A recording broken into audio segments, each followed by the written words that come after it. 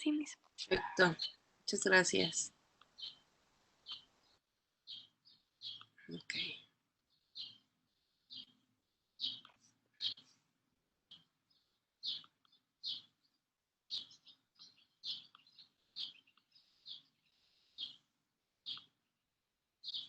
Ok, entonces ayer veíamos esto de las tendencias dietéticas, veíamos el impacto de las nuevas tecnologías, veíamos que, bueno, podíamos utilizar las redes sociales como una herramienta de transmisión de información y que realmente pues cada vez ocuparíamos generar más contenido en el cual nosotros llamemos la atención de nuestros futuros clientes o nuestros futuros pacientes. Y bueno, esta es una herramienta que se puede utilizar con nuestros pacientes entonces. Y hablábamos de todos estos personajes que cada vez encontramos más, donde comparten información que precisamente sabemos no es correcta. Entonces, pues es importante nosotros que nuestros pacientes nos vean como el ejemplo de la transmisión de la información. Y muchas veces sucede, chicos, es que también es importante. Recuerden que desgraciadamente hay que ser muy honestos, y lo digo desgraciadamente porque conozco gente muy buena que realmente pues no cumple con las expectativas de los pacientes luego, porque buscan el papel del nutriólogo o la imagen del nutriólogo ha sido vendida como la imagen perfecta, como la persona fit, la persona, o sea, súper esbelta o muy fit o muy, muy, la parte de vender tu imagen. Y muchas veces pues no lo es todo, o sea, no te garantiza nada, eso es una parte, pero realmente la nutrición pues así se ha vendido en los últimos años. Entonces, pues esta gente que tiene un buen físico, pues por eso luego los pacientes o las personas buscan seguirlos porque creen que van a tener un cuerpo así, porque es lo que se ha vendido. Entonces, pues sí, teníamos que decirlo, que desgraciadamente en la nutrición se ha vendido como una imagen y es bien complicado hacerles entender a los pacientes pues que no solo es una imagen. Entonces que un estado nutricional óptimo no siempre va a ser la persona más fit porque no necesariamente vas a tener el porcentaje de grasa más bajo, o no siempre vas a ser la persona súper esbelta porque depende de tu complexión, que ustedes lo van a conocer el próximo cuatri cuando aprendan a ver las complexiones de los pacientes. Entonces, pues, todo esto es importante. Estábamos con la dieta cetogénica, veían este video donde ustedes estaban dándose cuenta cómo después de la beta oxidación, cómo nosotros vamos a producir estos dos cuerpos cetónicos que realmente van a ser el sustrato energético en la dieta cetogénica. Y digo sustrato energético porque no tiene la misma eficacia. O sea, comparada a la glucosa no es lo mismo, no es lo mismo, es menos eficaz. Y por eso las personas que están haciendo dieta cetogénica llega un punto en el que les cuesta poder pensar un poco. ¿Por qué? Porque están trabajando con cuerpos cetónicos. A los cuerpos cetónicos les cuesta pasar la barrera hematocefálica, entonces pues nuestro cerebro le está costando obtener energía. Recuerden que el cerebro trabaja con glucosa. Entonces, yo les cuento la experiencia cuando yo les di clases a una generación que ya salió. Este, Ellos en la clase de bioquímica, no, de metabolismo, les habían dejado hacer una dieta, o sea, tenían que hacer dieta cetogénica. Y quien obtuviera ciertos resultados, pues iba a tener algún beneficio, la verdad no me acuerdo. Pues las chicas estaban súper mareadas, súper letargadas, les costaba mucho concentrarse y es por esto, es por los cuerpos cetónicos. Entonces yo nunca, no me gusta, no se me hace un tipo de dieta para alguien que pues, tiene actividades en las que implica pues, que tu cabeza esté concentrándose y utilizando glucosa. Entonces, pues no, a mí no se me hace una dieta para cualquier persona, pero bueno. Hola, ¿cómo están? El tema... Y bueno, este artículo es del 2013, nos habla de la dieta cetogénica en el tratamiento del sobrepeso y la obesidad, aunque es un artículo no tan reciente, pues es un artículo bueno, es un artículo que nos puede hablar mucho y nos dice, bueno, el método se realizó una búsqueda de artículos entre dietas cetogénicas en las bases de datos Cielo y PubMed, que son muy buenas bases de datos, utilizando las palabras clave de dieta cetogénica, pérdida de peso, obesidad y sobrepeso, de la cual se obtuvieron 14 artículos. ¿Qué resultados se encontraron? La pérdida de peso es similar con ambas dietas en los artículos analizados, siendo ligeramente mayor con las dietas cetogénicas. Aquí se compararon dietas hipocalóricas y dietas cetogénicas. Eso fue las dos tipos de dietas. La convencional, pues, es la restricción calórica, que es a lo que me refiero. Que la restricción calórica, acuérdense que nosotros lo veíamos, es cuando le restas al paciente de 500 a 300 kilocalorías de su requerimiento para que haya un déficit calórico. Eso es a lo que se refiere. Y entonces, ¿qué concluyó este artículo? Las dietas cetogénicas y las convencionales tienen una eficacia similar en la pérdida de peso, sin embargo, las dietas cetogénicas suelen mostrar efectos secundarios, además de existir algunas limitantes para su uso en contraparte de las dietas no cetogénicas. Existe evidencia de que la adherencia al plan alimenticio tiene una mayor influencia en la eficacia del tratamiento que la distribución de macronutrientes. De este modo, los esfuerzos por mejorar los tratamientos para la obesidad deben enfocarse en incrementar la adherencia al tratamiento. Y ojo aquí, las dietas cetogénicas, aunque pudiera ser que te pueda hacer que pierdas un poquito más de peso, es muy difícil adherirse a los pacientes. Ellos manifiestan que no es algo tan fácil de llevar. Obviamente, pues casi no comes carbohidratos. Si acaso creo que algunas te dan solo una porción de carbohidratos, algunas ni una y algunas puras frutas. Entonces, pues realmente es complicado para el paciente llevarla a cabo. Entonces, ahí hay otra cosa que me he enfrentado y que me he quedado así como a las 6, que muchos colegas que hacen dieta cetogénica no le enseñan al paciente pues que a enseñarlo a comer, el paciente no siempre puede estar con una dieta cetogénica, para empezar. O sea, a lo mejor es por un lapso de tiempo en el que tú quieres acelerar esa pérdida de grasa. Pero el paciente debe llegar a un punto en el que pues va a volver a comer todo normal y tú lo vas a ir restaurando. El punto, la clave está que tú le enseñes al paciente realmente a comer, porque si nada más le pusiste la dieta cetogénica y no le enseñaste a comer, pues va a ser lo mismo, el paciente va a volver a ganar ese peso. Además, enseñarle la parte de qué alimentos pueden ser aliados o pueden ayudarnos a establecer los objetivos y cuáles alimentos no son tan saludables y los debemos de mantener al margen, es decir, de vez en cuando consumirlos. Me ha tocado ver prescripción de dietas cetogénicas donde les ponen chorizo a diestra y siniestra, manteca de cerdo, chicharrones, ¿qué más les han puesto? Que me quedo así de, ¿what?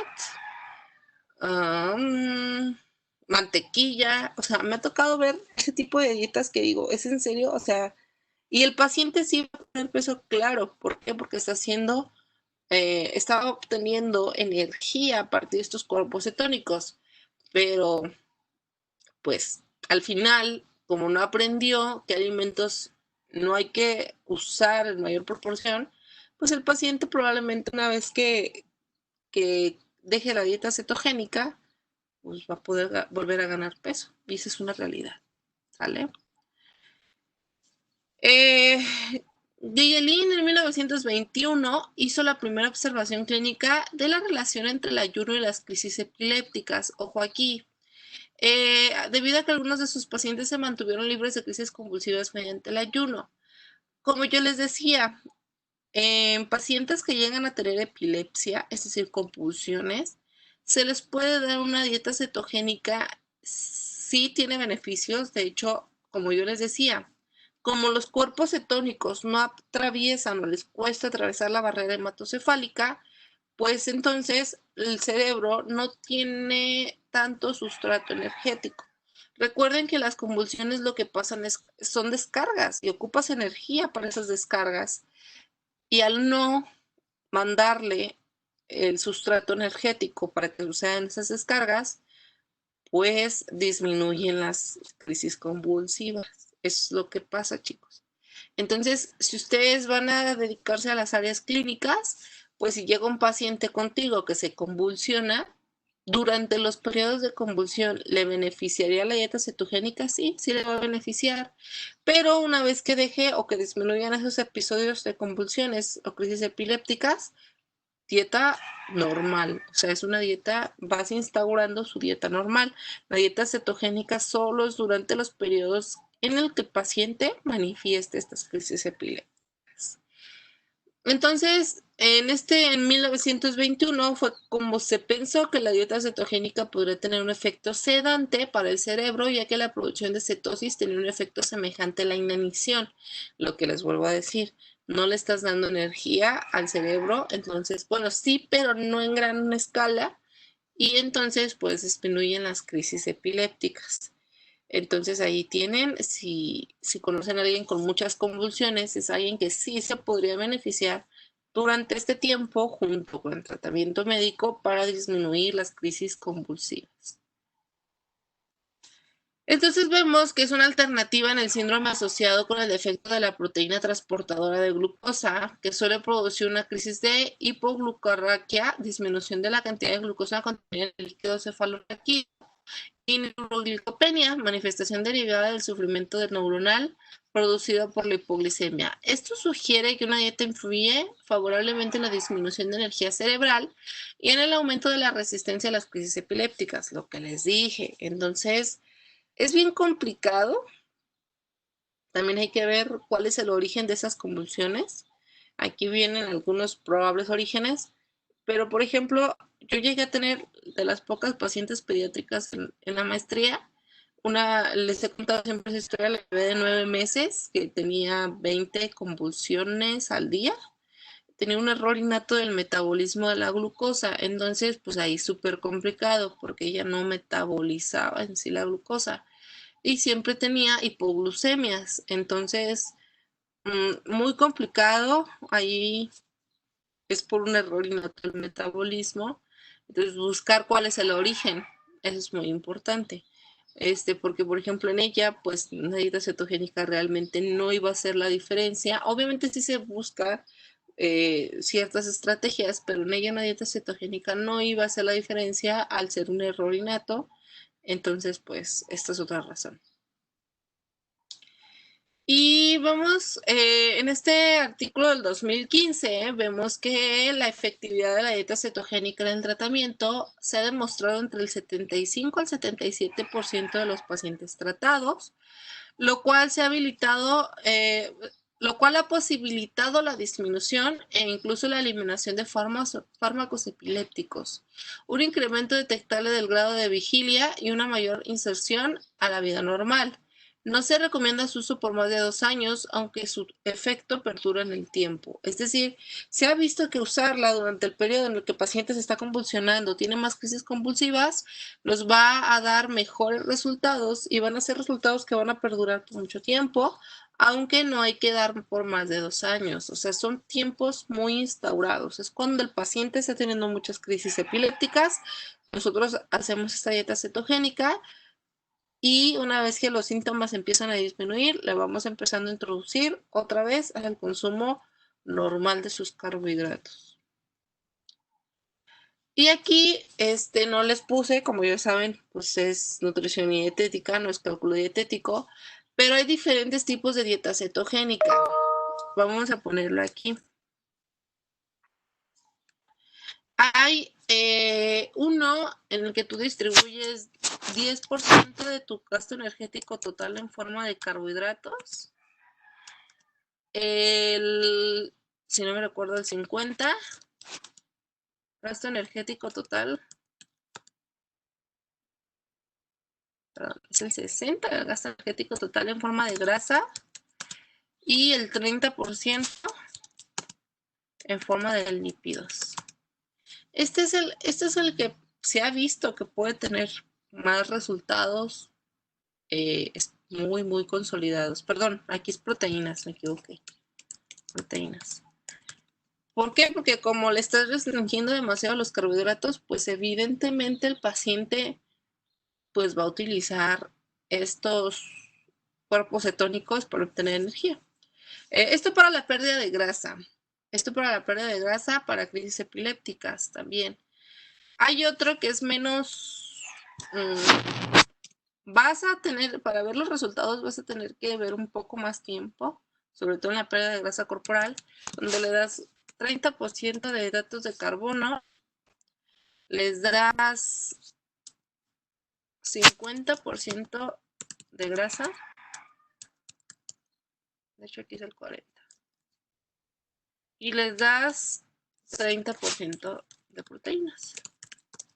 Esa es otra forma, pero nunca te debes de pasar el 30% de carbohidratos. Nunca te debes de pasar de eso. Es súper complicado, chicos. Yo hice una dieta cetogénica en la maestría para un paciente pediátrico.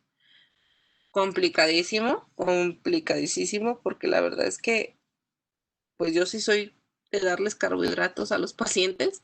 Entonces, al no poderle dar carbohidratos, pues se te complica demasiado. Pero, pues sí es una forma en la que pues nosotros trabajamos.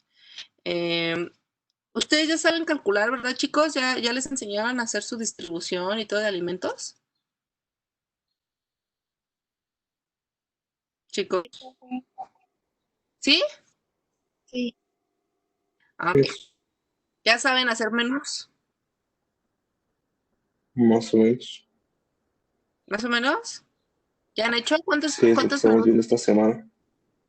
¿Ya están haciendo esta semana menús? Sí. Ok, muy bien. Pues voy a ayudarles a hacer más menús. Vamos a hacer una actividad para no avanzar tanto y que vayan al foro. Yo sé que a muchos de ustedes les encanta aprender a hacer nuevas dietas y siempre están, porque son las que siempre me preguntan. Entonces vamos a hacer una actividad, van a hacer una dieta cetogénica ustedes. Va a ser un paciente que pesa 80 kilos, mide 1,70, es masculino,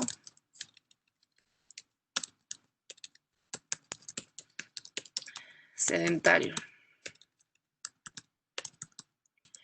Para que la dieta cetogénica tenga eficacia, hay que hacerle una restricción dietética. Es decir, ustedes van a calcular con la fórmula que ustedes quieran, ya con la que ya dominen, con la que quieran, y ustedes le van a restar a eso, a lo que les salga del gasto energético total, le van a restar de 300 a 500 kilocalorías. Eso es el déficit calórico del que tanto les hablo.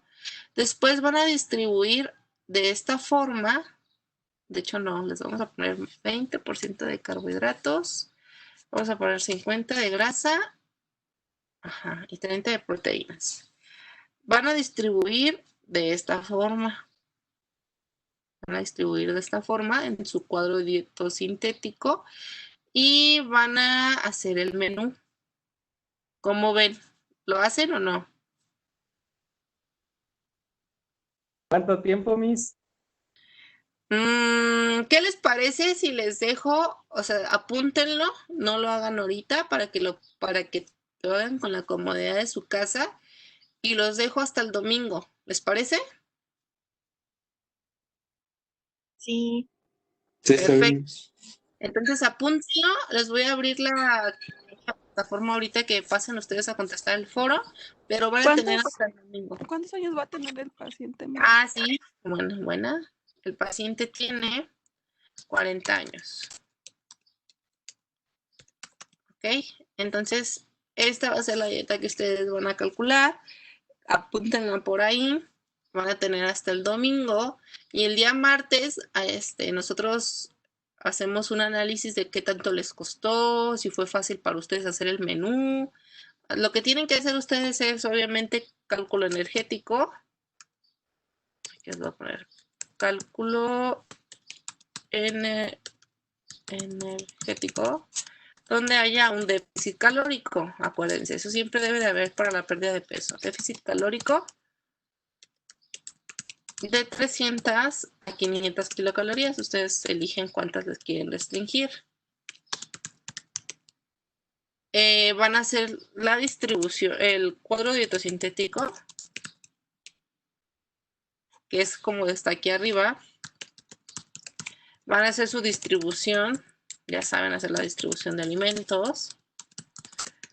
Obviamente donde me marcan sus porcentajes, que salgan entre el, no sé cuánto estén utilizando con Marlene, pero igual que ella, no sé si es 95 al 105% o del 90 al 110%, pero distribuyen sus alimentos como lo están haciendo con Marlene.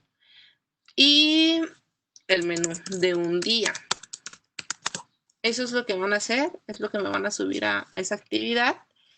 Y quiero ver con qué tanto se les es fácil hacer esta dieta cetogénica, porque pues es muy fácil hablar, dieta cetogénica, ok.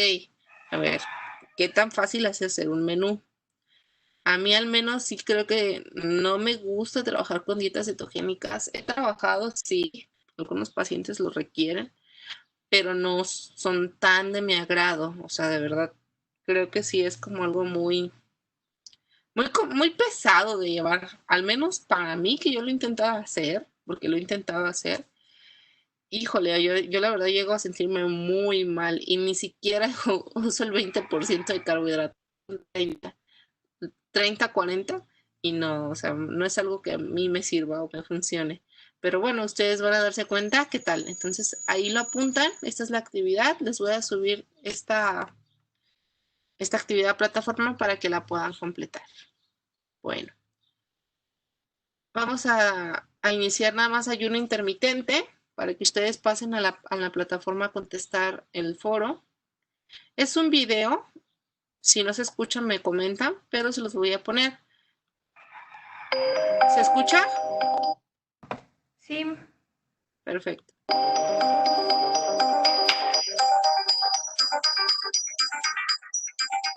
Hola, ¿qué tal? Soy Oswald y el día de hoy hablaremos sobre el ayuno intermitente. ¿Qué es? ¿Cómo funciona? ¿Qué adaptaciones metabólicas hay en nuestro cuerpo mediante el ayuno? ¿Perderás masa muscular? ¿Se te bajará el azúcar en la sangre? ¿Qué beneficios puede traer en sí hacer el ayuno? Veamos. Para empezar, ayuno intermitente no es una dieta, sino un protocolo donde se cambia el horario de las comidas que ya estás realizando con el fin de alargar un periodo de ayuno.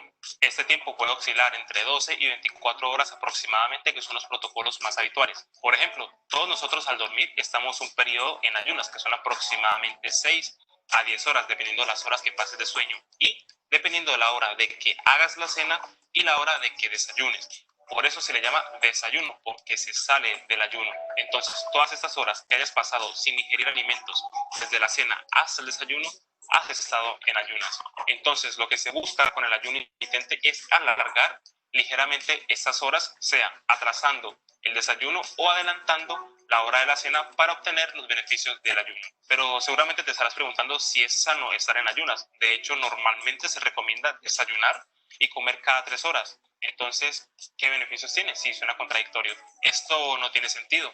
Bueno, quizá no tenga sentido para empresas que venden comidas para desayuno. De hecho, ¿te has preguntado de dónde ha salido la frase "el desayuno es la comida más importante del día"? Bueno, a modo de resumen, se popularizó en el siglo XIX, donde en aquel entonces los trabajadores de las fábricas rurales y en la agricultura pasaban bastantes horas realizando actividades demandantes, por lo que era buena idea comer algo, desayunar antes de ir a trabajar, porque las actividades físicas eran más demandantes. Bueno, la cuestión es que en ese entonces los desayunos, gastronómicamente hablando, eran un poco diferentes, ya que no había tanta variedad como lo hay ahora y se desayunaba comida real, por ejemplo huevos, guisantes, judías y demás. Lo que pasa es que mayoritariamente se cocinaba con mantequilla, lo cual causaba indigestiones a lo largo del día. Esto hizo que la salud de los trabajadores, al estar en juego, la salud pública empezó a mover un poco de fichas y tratar de buscar otras alternativas para el desayuno. En ese entonces fue cuando se empezó a popularizar los cereales. Cuando se iniciaron esos cereales no tienen nada que ver con los que son hoy en día. De hecho, se cambió la fórmula porque eran ineficientes. Ahí fue cuando salió John Harvey Kellogg's, sí, de la fábrica de Kellogg's, con su nueva fórmula. Inventó un bizcocho hecho de trigo, avena y harina de maíz para pacientes que sufrían del intestino. Poco a poco se fue popularizando y mejorando la fórmula hasta que se convirtió en uno de los desayunos más habituales. Al ver que era una gran oportunidad para los negocios, estos no se hicieron esperar y empezaron a fabricar otro tipo de productos, otro tipo de cereales y atrayendo otro tipo de públicos. A esos cereales le empezaron a añadir más azúcar y más ingredientes que cada vez eran más insanos y la salud empezó a ir en otro plano. Además, se han hecho campañas publicitarias muy fuertes acuñadas con el desayuno es la comida más importante del día. Quizás en aquel entonces el tipo del desayuno y el tipo de actividad física que tenían los trabajadores sí era el desayuno más importante del día, pero ahora las cosas han cambiado. Y lo peor es que el sector sanitario también ha caído en manos de la industria alimentaria y ya las cosas han cambiado bastante. Pero para no entrar en mucho detalle, cuando escuche la frase el desayuno es la comida más importante del día, normalmente estará acompañada de un producto alimenticio que te quieren vender para el desayuno. Por ello no te extrañes encontrar galletas o productos azucarados incluso en un hospital. Pero bueno, dejando esto de lado, te preguntarás, ¿entonces desayunar es malo?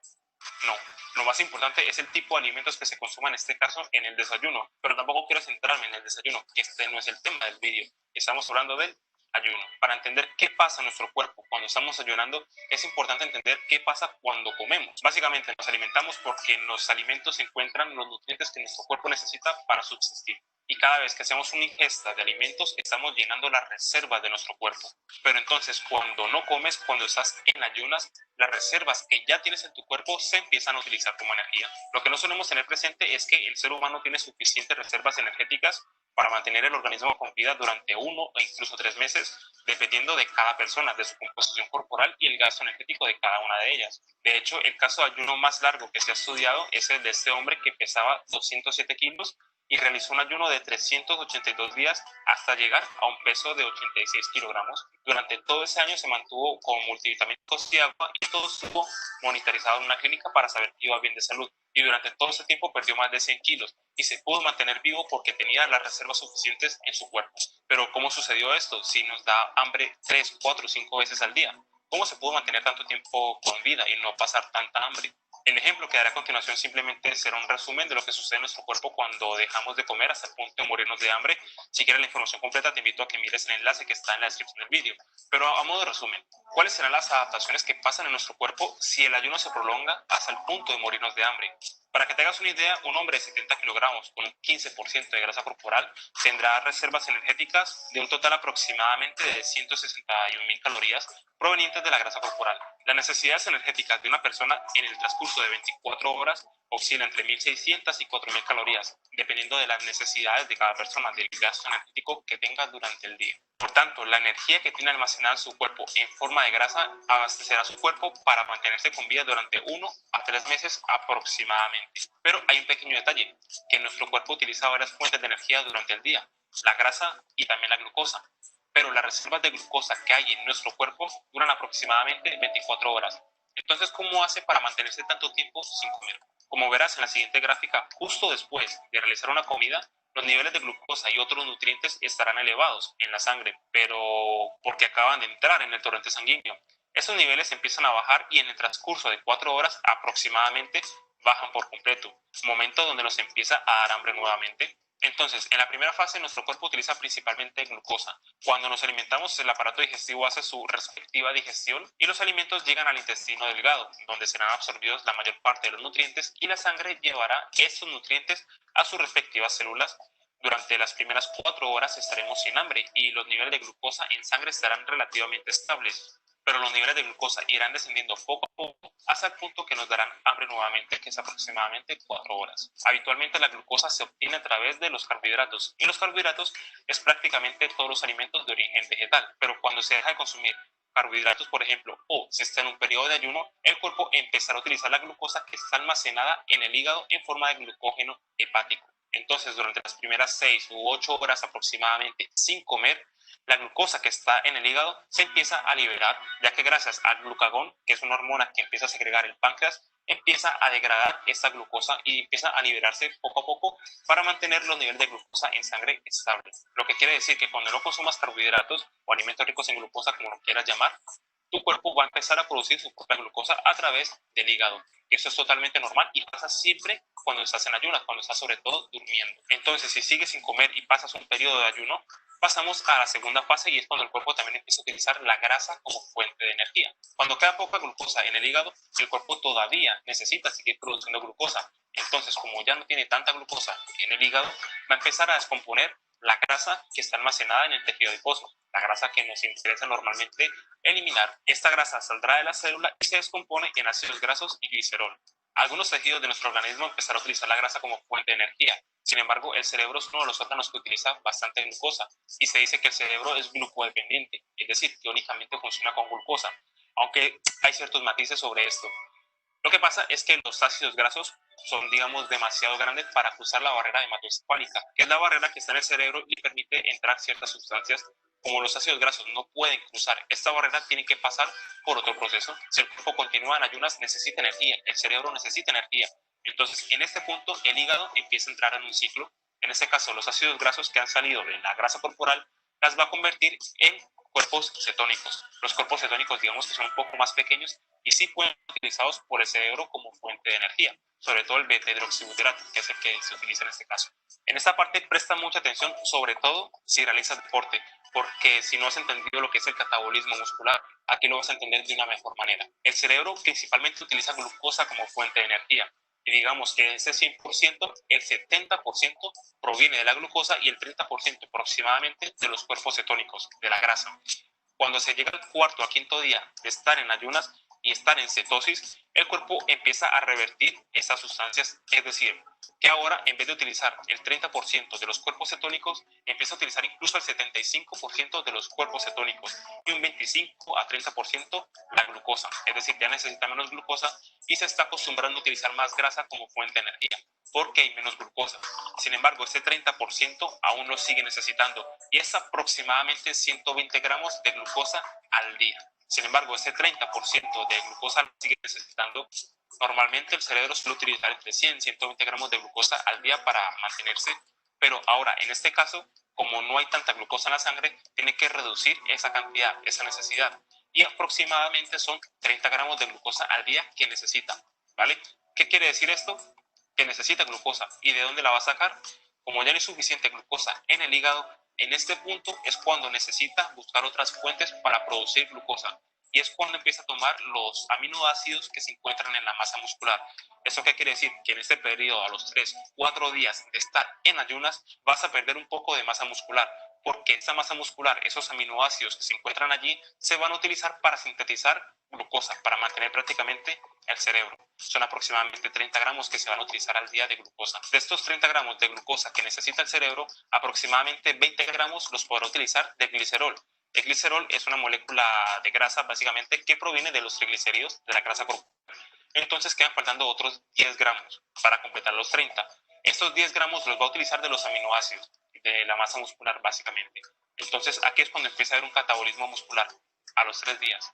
Básicamente el cuerpo se está consumiendo a sí mismo de sus propias reservas. Y es irónico pensar que lo primero que se va es la masa muscular cuando se están en ayunas, lo cual es totalmente absurdo, ya que la supervivencia de los animales, de los seres vivos, bueno, que es básicamente lo mismo, depende del movimiento. Y recordemos que la masa muscular es lo que genera movimiento en el cuerpo. Entonces, para poder sobrevivir, para poder buscar comida, necesita mantener lo máximo posible la masa muscular.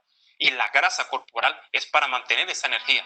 La masa muscular es para moverte y la grasa es para mantener la energía. Así que es totalmente absurdo pensar que cuando se está en ayunas se va a perder la masa muscular principalmente.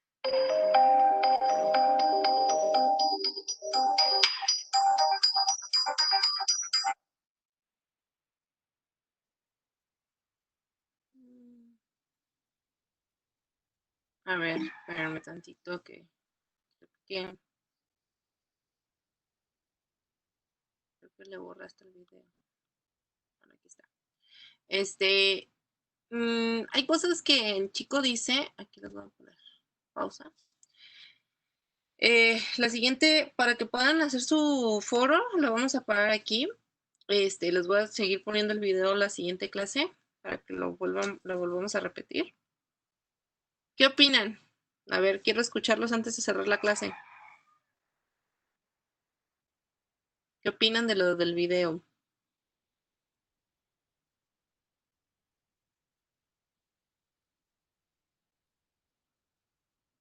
¿Nadie?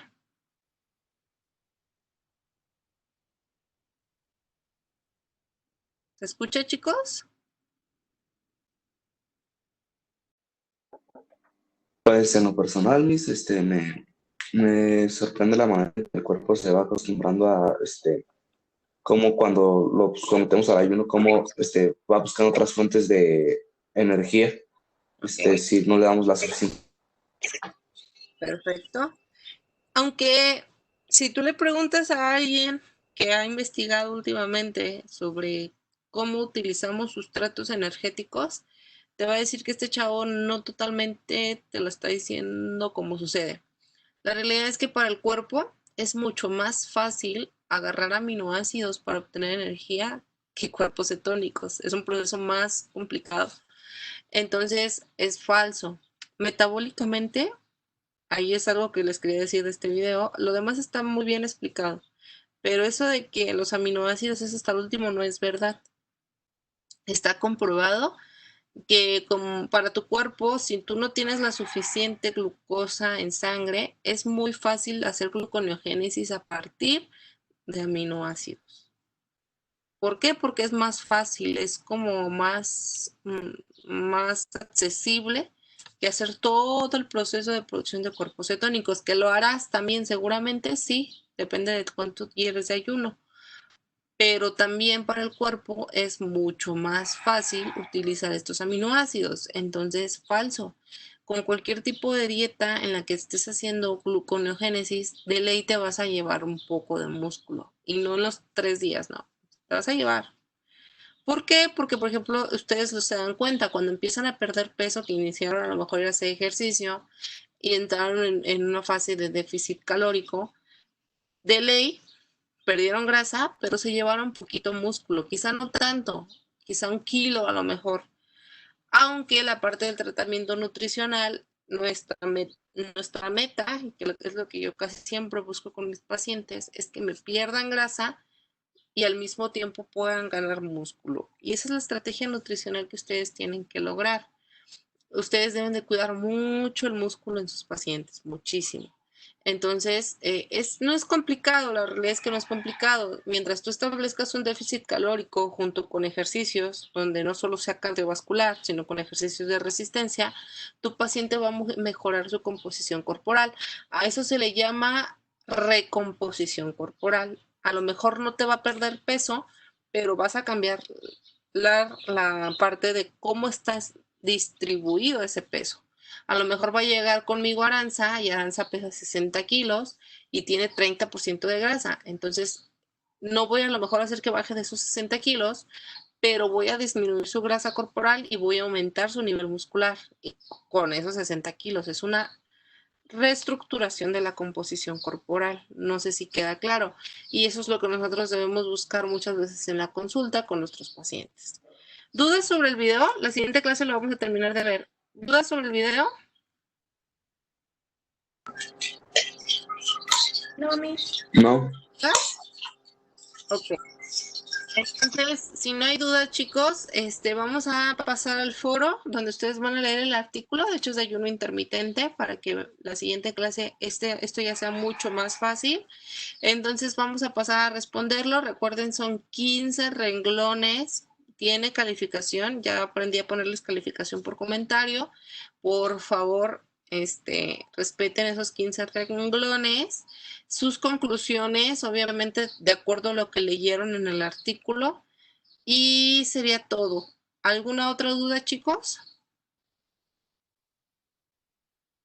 No, Miss. No. Ok, chicos. No hay más dudas. Nada más déjenme le pongo aquí.